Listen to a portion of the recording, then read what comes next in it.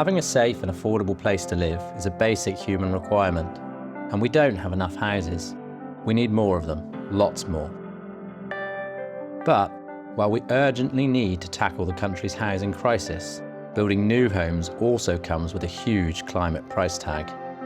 From the materials used to construct them, to the energy needed to heat, cool and light them, our housing is responsible for 1/4 of all of the UK's greenhouse gas emissions.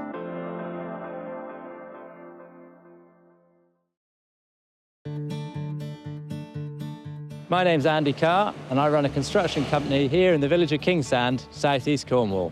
I've been working full-time on housing projects in the area for the last 10 years, and on and off most of my life. Over my time in the industry, I've become increasingly aware of the climate costs of construction, and as a dad myself, I'm getting more and more concerned about what this will mean for today's children when they reach my age.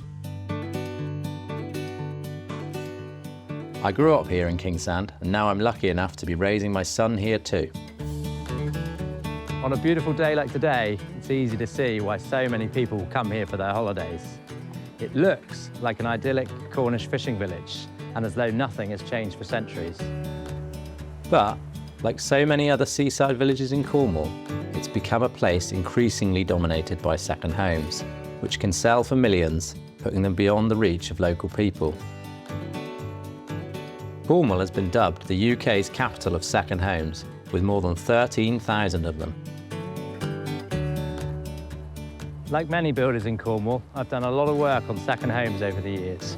But with so many empty houses and a growing population, Cornwall now has one of the highest house building targets in the country. So I want to find out how we can provide decent housing for everyone without it costing the earth. The picturesque seaside town of St Ives is one of Cornwall's second home hotspots.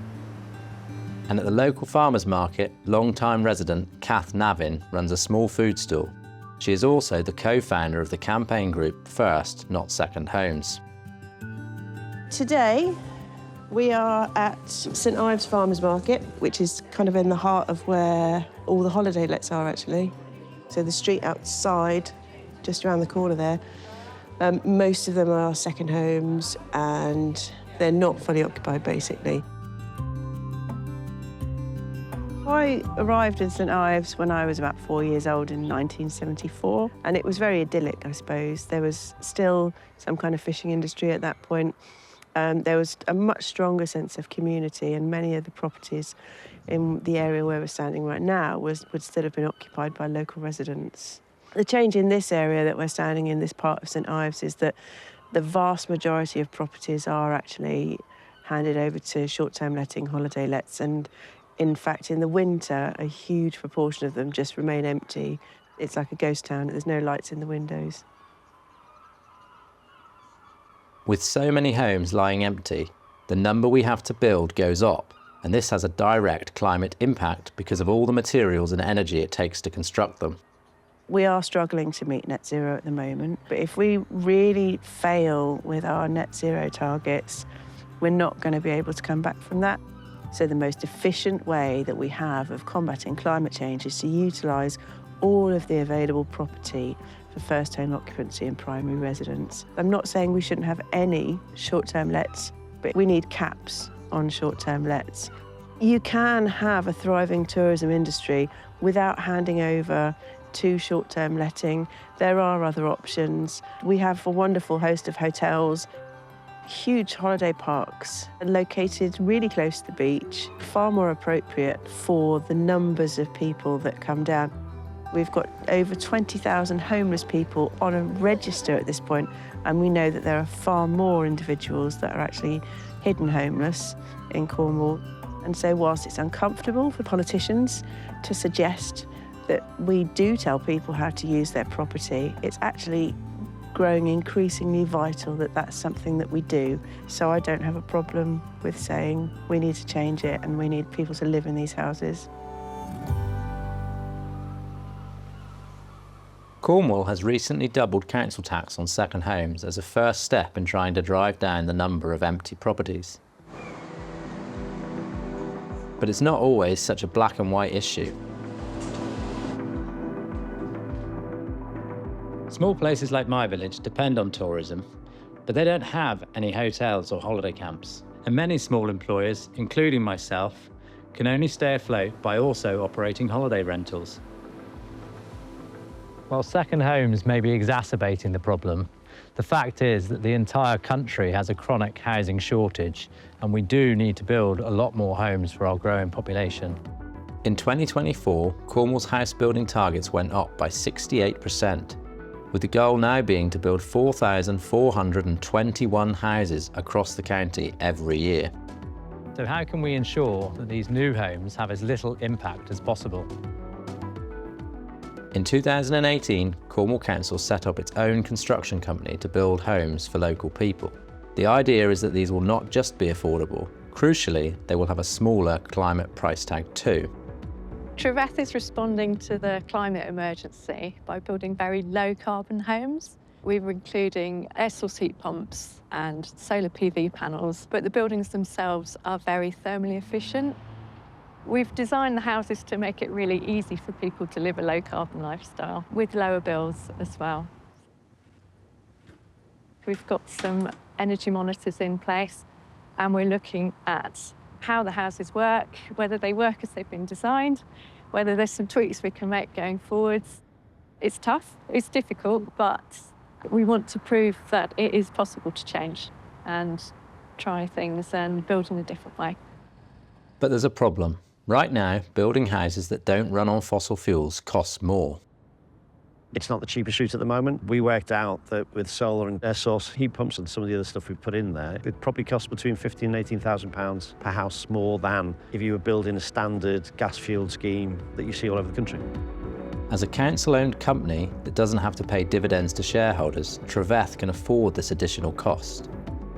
But Tim sees change beginning to happen among other big house builders too. It's noticeable now that as you drive around, you will see an awful lot of the PLCs and other house builders. You can see solar panels everywhere now. Once you know what they look like, you can see the air source heat pumps starting to crop up a lot. But I think there's a change of momentum as well. I think we all worked out you can't keep going and doing what we were doing if it's going to be sustainable for another 10, 15 years. So yeah, it's definitely changing. Personally, I think it's the right thing to do.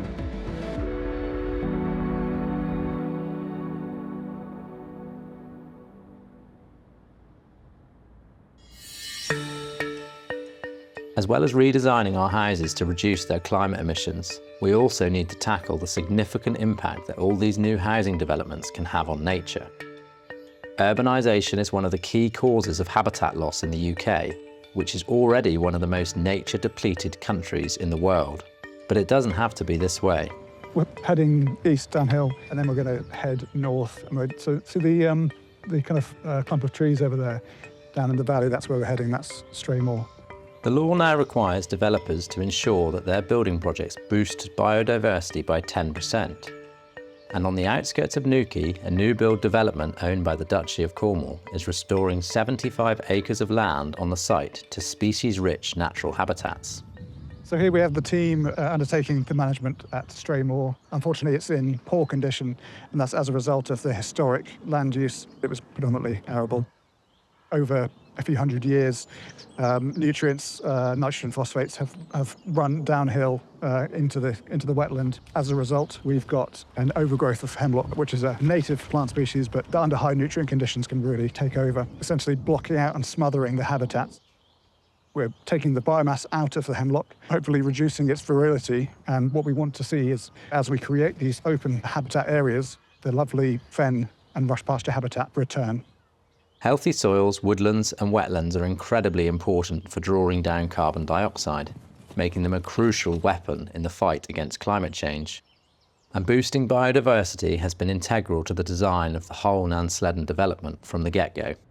It's always been part of the master plan. We set ourselves a target of 20+% of biodiversity net gain. It's a great opportunity on a bigger site, and this is over 500 acres and 4,000 homes. We have transformed potato fields into wildflower meadows. We've looked at opportunities for green lungs and greenways through the development itself. We're trying to reintroduce hedgerows, trees into streets, edible streets, allotments and orchards, and a significant amount of green space around the edges of Nansleden, which will be dedicated for ecology and amenity. So that's quite important. I think people can come and enjoy and have access to nature. It's exciting to think that future housing developments could actually become havens for nature, rather than destroying it. And yet, while places like Nansleden are leading the way, many developers are taking it a lot less seriously, and there are fears that the government will water down regulations designed to protect the environment in an effort to get houses built more quickly. But helping nature to thrive alongside homes isn't something that can only happen on new housing developments. Added together, the gardens of our existing homes would cover the same area as a small national park. One garden may not seem like much, but leaving all these pockets of land as wild as possible could have a huge combined impact on nature.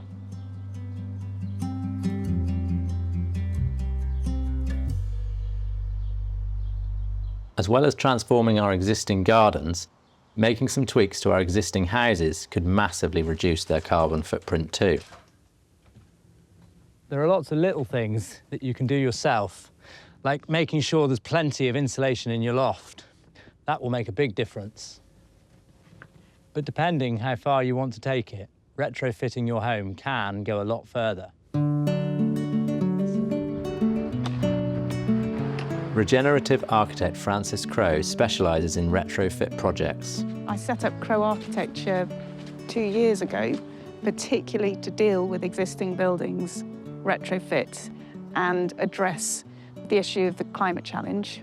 There's 80% of houses that are currently still lived in will be lived in 2050.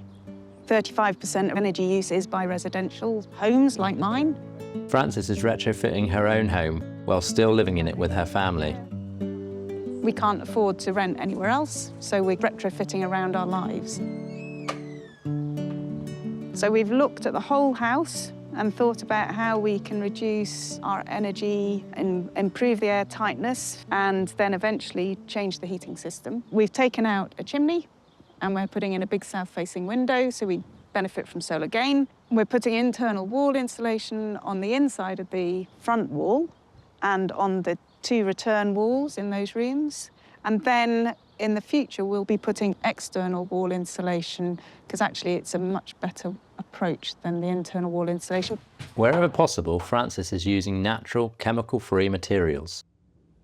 There's the cabling, but behind you can see this airtight membrane, and behind that is sheep's wool, thermofleece. This is sheep's wool. It smells amazing. And then this is the breather membrane. So this is fixed to the wall. Then we have timber battens.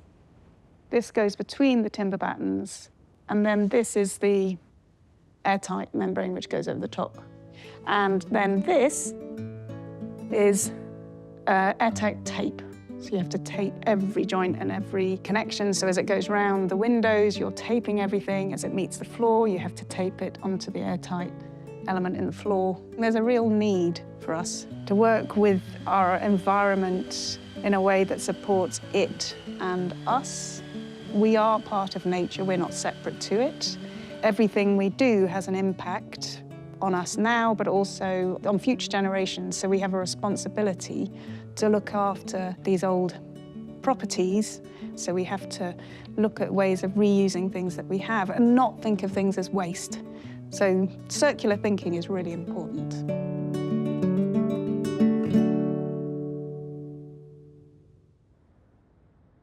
Whether you're building a new house or retrofitting an old one, considering the materials you use can make a huge difference to its carbon footprint. Many of the most common materials used in construction take vast amounts of carbon to manufacture, transport, and dispose of. Concrete is the most widely used man-made material in existence, but unfortunately, it's very damaging for the environment, as its main ingredient is cement. The chemical reactions involved in manufacturing cement release so much carbon dioxide that it's actually responsible for 8% of global CO2 emissions. One alternative is something that Cornwall has been using for hundreds of years: cob. Cornwall's got a lot of cob buildings. It's got good soils.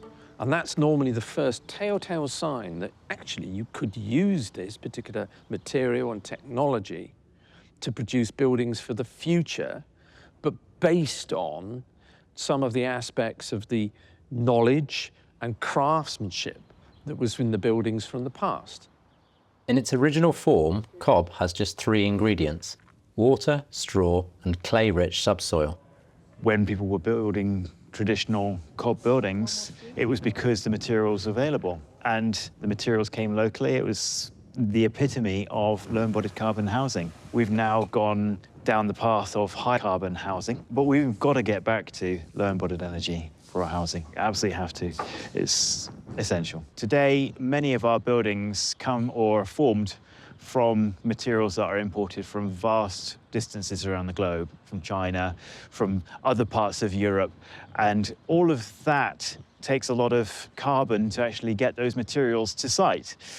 Well, cob here just comes from the ground and, it can come immediately from your site. So there's minimal, if not zero, embodied carbon locked away into this material. Cob sounds like a great alternative to using high emissions materials like concrete.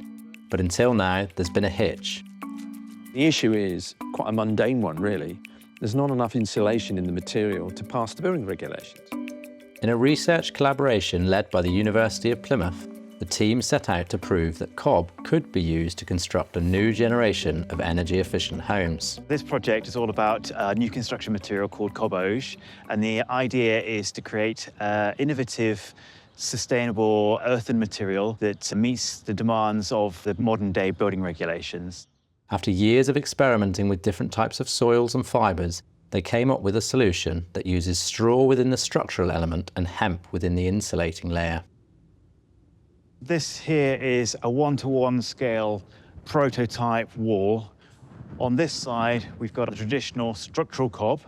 Okay, this is very much akin to the local vernacular material. Over here, we've got the thermal layer. So this is our insulating blanket that wraps around the outside of the building. So this gives us our thermal performance.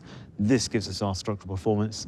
Together, the dual layer composite is a monolithic wall construction that meets the building regulations.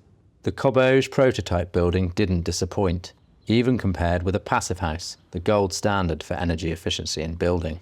We've done some research, some calculations, where we've compared a traditional passive house building built out of conventional, modern, man-made materials, such as concretes, polystyrenes, UPVCs, and we've compared that against our cobauge building here.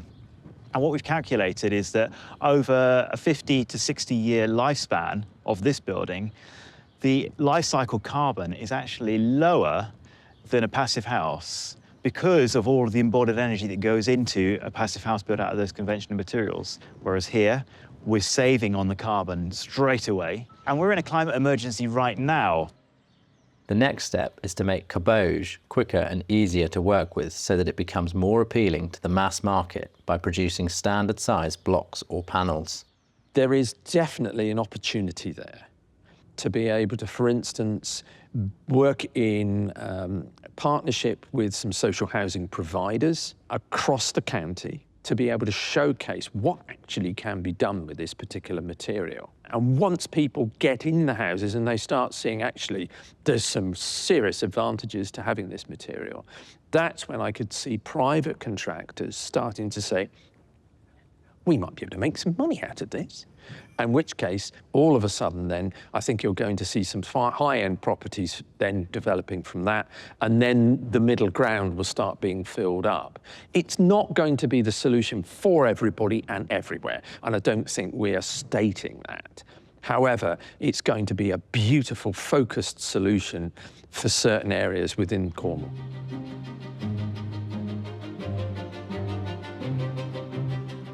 Transitioning towards natural low-carbon materials is something we need to be doing much more. Choosing sustainably grown timber instead of concrete and steel can be a highly impactful option for many building projects. Instead of releasing greenhouse gases, timber actually locks away all the carbon that the tree drew out of the atmosphere during its lifetime. So it's actively helping to tackle climate change.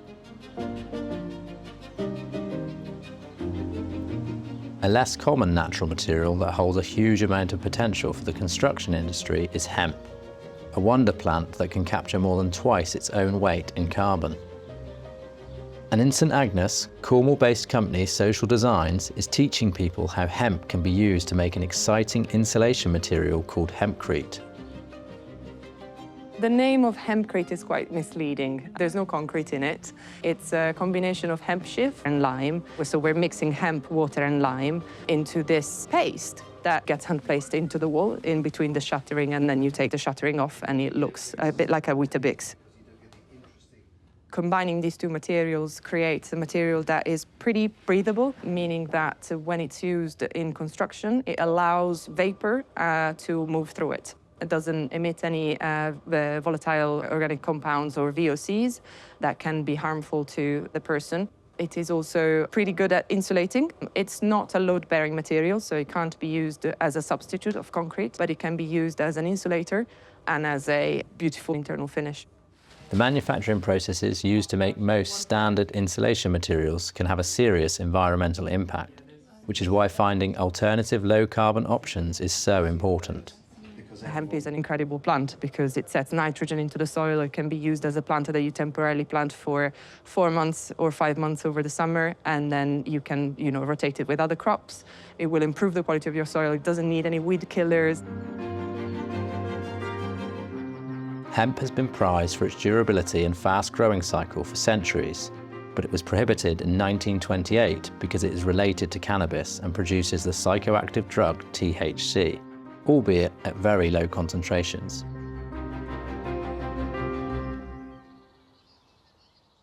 Still today, regulations on growing hemp remain very strict, so it's not widely produced and it's not cheap.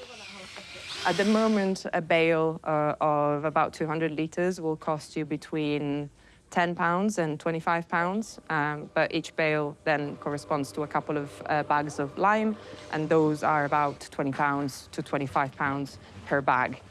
So overall, it costs more than insulating with rock wool or with Celotex or with other materials that are more kind of like standard materials. The other big obstacle is the labor. The labor is quite intensive, as you can see, but there are ways of, for example, using pre-made blocks. This is an example of what you could use as a construction material. It's pretty much like a breeze block, and it makes the whole experience a lot faster. An ambitious plan to build a hemp processing plant in Cornwall could bring costs down and make hempcrete a very feasible low-carbon building option.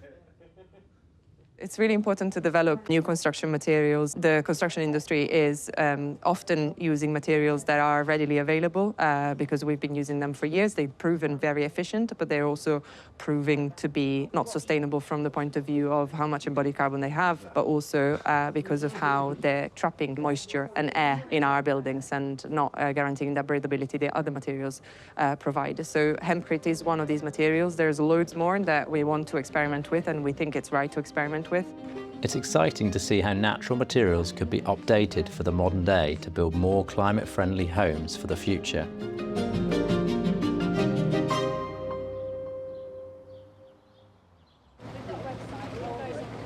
As well as moving away from high carbon materials, there's another huge challenge that the building trade has to tackle if we're going to reduce our impact on the climate: the amount we throw away. Through both demolition and building, the construction industry is responsible for over 1/3 of the UK's landfill waste.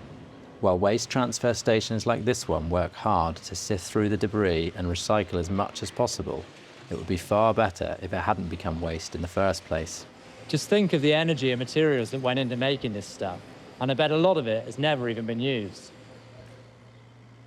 Reducing waste can make a big difference to the carbon footprint of a building project.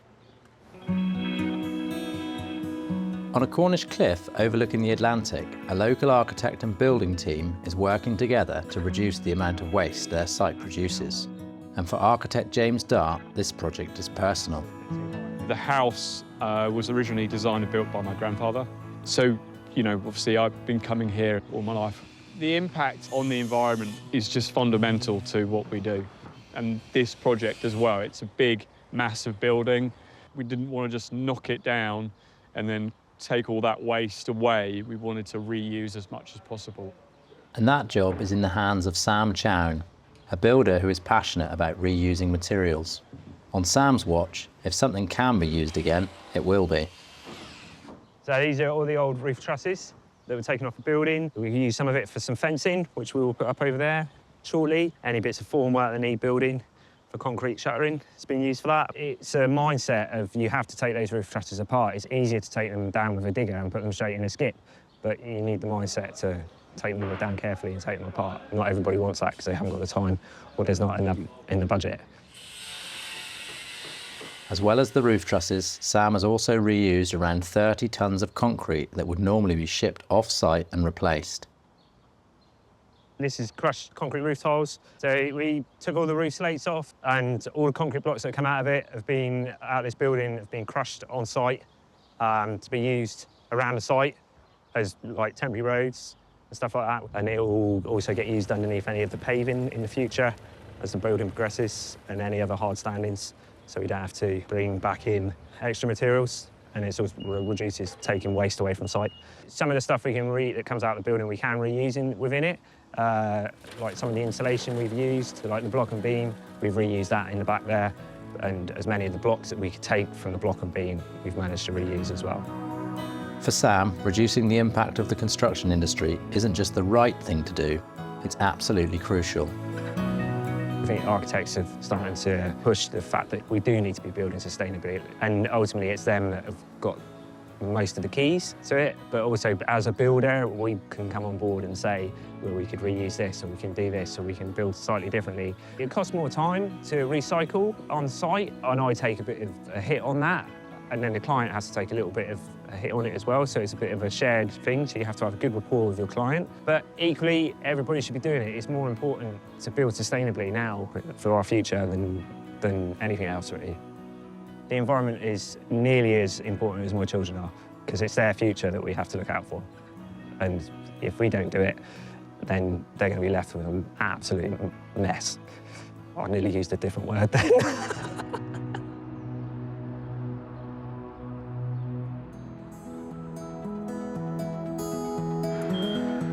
The construction industry is not the only one producing waste materials that could be reused within new buildings.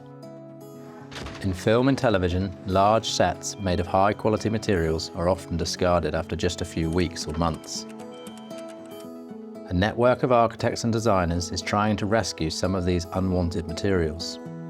There are lots of interesting architectural ideas in Cornwall, but not so much funding for the good ideas. Recollective takes waste from the film industry, from film sets, and redistributes it to community groups who reuse it for the purposes of good causes.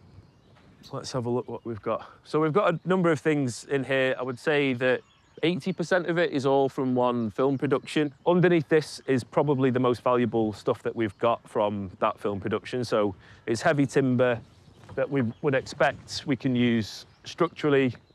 Per production, you can be looking at up to 75 tonnes of this, which without another use for it just gets destroyed, and with that comes all of the carbon emissions. So we're on the other side of that, trying to find a use for some of it, and we know that everything that we don't reuse is going to get burnt and incinerated. This batch of materials will enable a community growing project near Falmouth to build a much-needed barn, which they otherwise could not afford.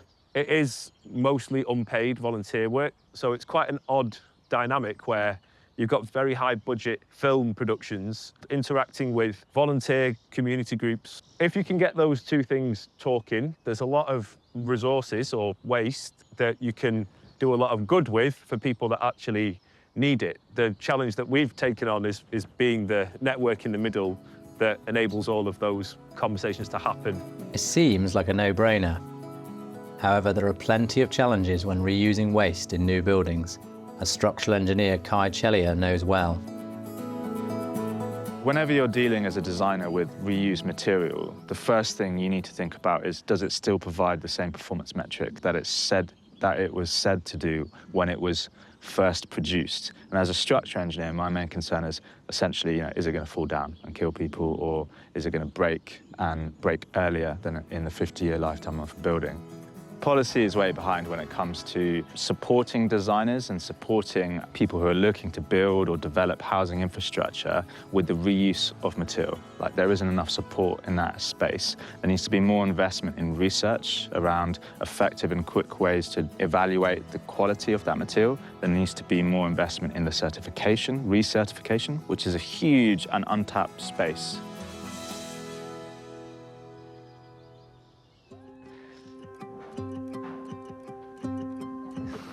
Reusing materials is something that I'm working hard to do in my own building projects too.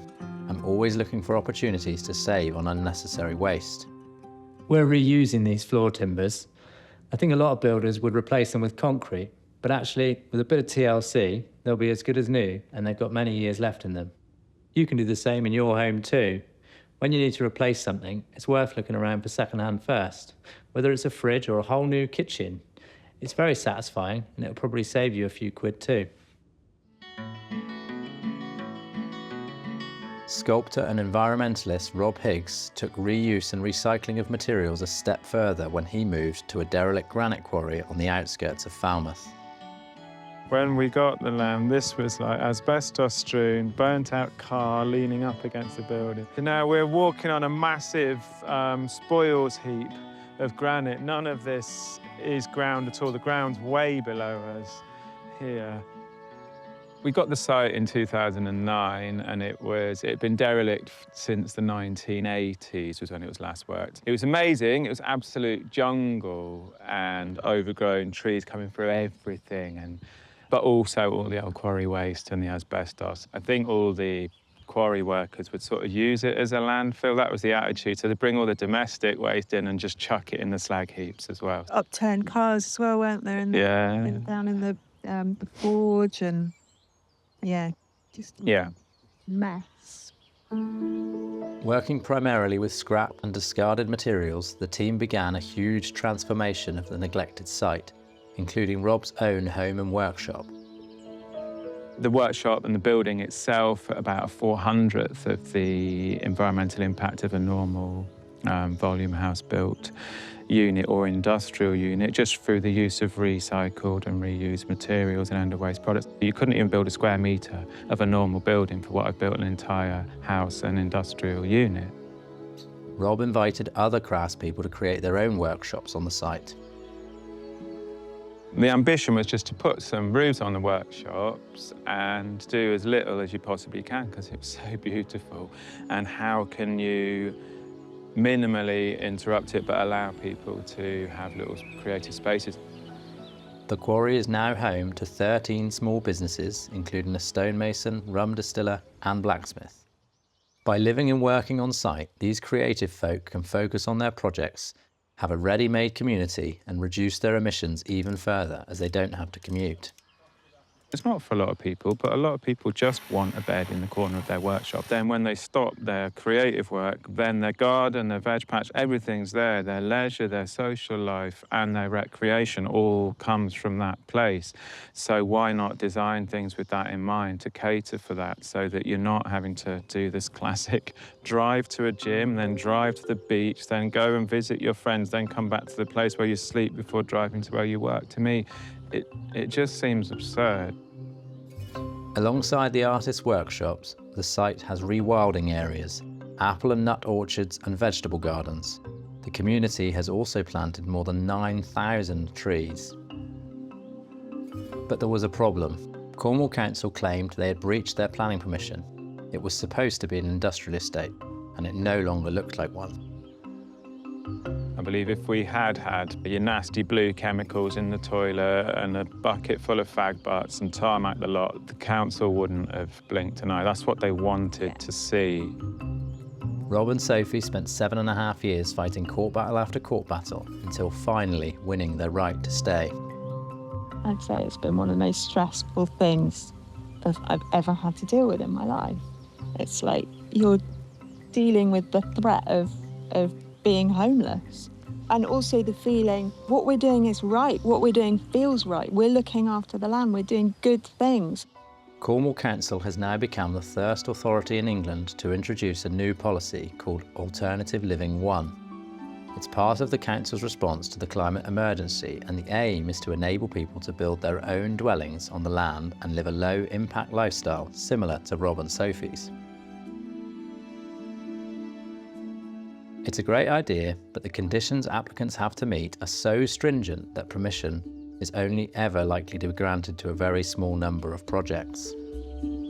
There's a huge demand in the Cornwall population for people to just be allowed to solve their own housing problem, their own workshop need. The lifestyle involves an element of less creature comfort, but you're swapping that for an incredible connection with nature, which is what so many people are desperate for.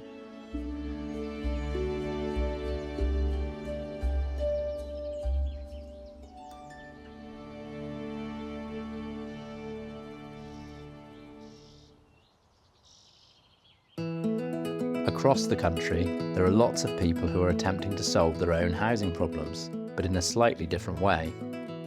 If your house is on wheels or it floats, you don't have the same legal headaches you would do if building your own place. But while some people end up living in a boat or a van as an active lifestyle choice, for others it's because there's simply no other housing available. We are on board our home, Yana. She is a 40-foot ferrous cement boat, and she's been our home for the last 18 years. We've got a 16-year-old, a 13-year-old and a 10-year-old with us as well, and a dog. We've all got a bunk or berth, as we call it on a boat. Our eldest is in the cupboard there, and then our two youngest are up in the forepeaks. So they've got a bunk and then storage space as well. And Mike and I now share the aft cabin. We wouldn't be able to buy a house because our incomes wouldn't allow us to obtain a mortgage. Locally, the rental market is absolutely appalling. It's really difficult to find a rented place locally. To landlubbers, the idea of living afloat might seem exciting and adventurous, but the reality can be very challenging. There's lots of boats on the market and they seem cheap, but you have to find somewhere to put the boat and you have to know what you're doing with a boat. Boats are never done. It's like buying a second-hand car. You know, there's always going to be problems with it. When you're living on a boat or living so close to nature, in any way, you feel it more. You know, the wind coming in and knocking everything about is just such a vulnerable place to be. Despite the difficulties, one unavoidable positive of living in such a tiny space is that it drastically shrinks your climate footprint. So being in a small space in itself means that, you know, we use less energy to heat our home. So yes, although we use coal and wood, the amount that we have to use to heat this space is by far less than a house. But we can see what we're using. I think about living in a house. If you could just flick a switch, you would. I'm just a bit chilly, I'll put the heating on rather than getting up and putting a jumper on. We try our best to minimise our waste in all respects, really. And that's a really important thing and something I think, you know, growing up in a house, it was never really a consideration. You just threw it away, you put it in the bin. We have a bucket for a shower using so little water. As a family of 5, I think that reduces our carbon footprint. The size of your living space can directly encourage environmentally conscious lifestyle changes too. It's quite coincidental that actually that's a cheaper way to live as well, by not buying that nice thing that you see on the shelf or not buying the extra pair of trousers because actually you've got nowhere to put it. So I've recently just started a new job and I come home with a big bag of uniform and I just thought, where am I going to put all of this uniform? I don't have room for all this.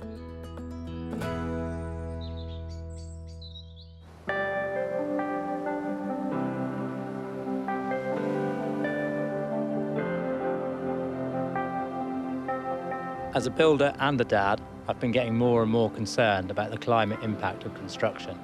So it's been reassuring to see how many people in Cornwall have been exploring less damaging ways of building and living. We clearly need many more homes, but we cannot continue building as we have been without having a huge impact on the climate. Up here on the cliffs are the kind of homes that I personally think we should be drawing inspiration from. It feels to me that to meet both our housing and climate targets, we need to build simpler, smaller homes that leave plenty of space for nature, whilst also retrofitting the houses we already have. If we start to think more carefully about what we actually need from our homes and adjust our expectations, then we can all have a comfortable place to live. And more importantly, our children can also. What can you do to reduce the climate impact of your home or your building project? If your building or renovating uses many natural or second-hand materials as you can, you will massively reduce the climate impact of your project. And it's really satisfying too. For the easiest bang for your buck, check your loft insulation is at least 27 centimetres thick. Thicker curtains and draft excluders on windows and doors can make a huge difference too. Turning your thermostat down by just 1 degree will lower your home's carbon emissions, as well as your bills. Find loads more information and ideas at cornwallclimate.org.